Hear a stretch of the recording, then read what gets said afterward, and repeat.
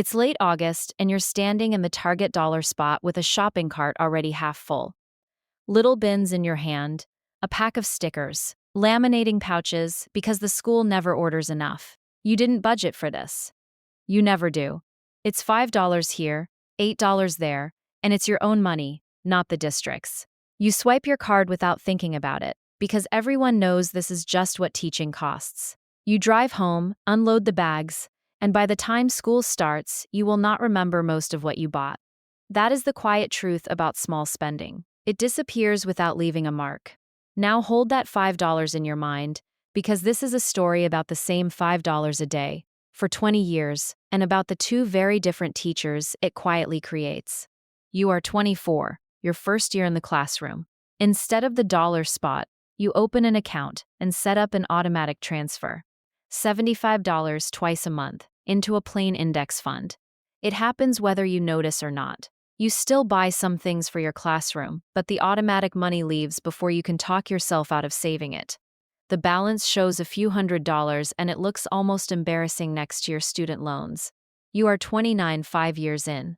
The balance reads about $11,000.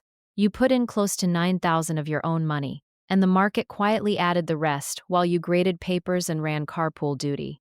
A colleague down the hall spends about the same $5 a day, but hers goes to a latte before first period and a new tumbler every season. She's not careless. She loves her job and she's good at it. She just never noticed where the money went, because $5 a day never feels like anything at the register.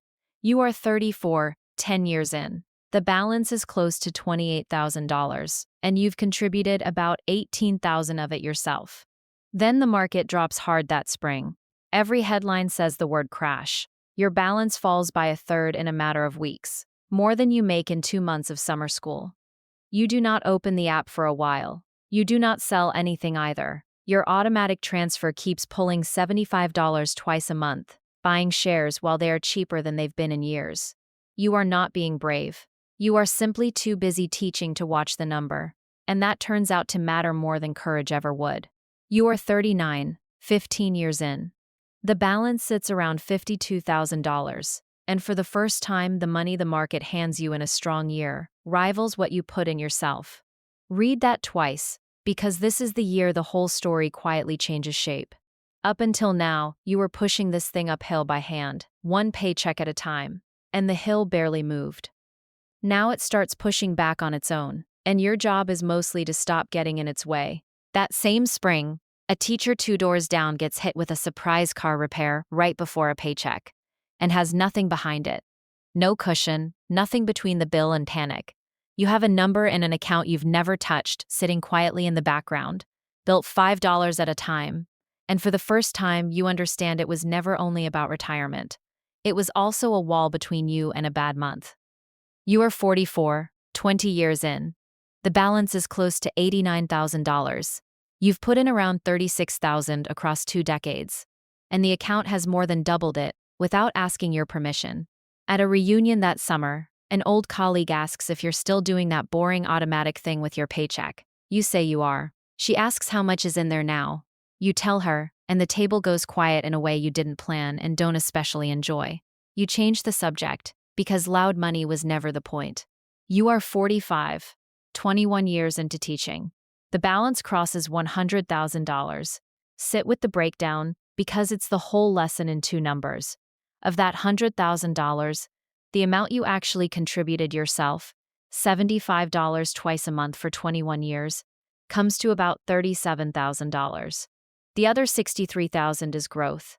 Money you never earned an extra hour for, never watched arrive, never even felt leave your account. You did not get a lucky assignment or a surprise raise. You skipped the dollar spot impulse buy often enough, let $75 disappear into a boring fund twice a month, and gave it 2 decades to work. That colleague from your first year, the one with the tumblers and the lattes, spent roughly the same $5 a day for the same 21 years. Same salary schedule, same district, same paycheck stubs. She has a closet full of things she can't quite remember buying. You have a number behind your life that quietly grew into 6 figures while you were busy teaching other people's kids. Somewhere right now, it's late August, and another teacher is standing in a dollar spot aisle with $5 already spent, before they've even reached the register. They are not doing anything wrong. $5 is nothing on its own. That has always been the trap and the door at the same time. It's small enough that almost no one keeps it, and that is exactly why it quietly decides everything for the few teachers who do.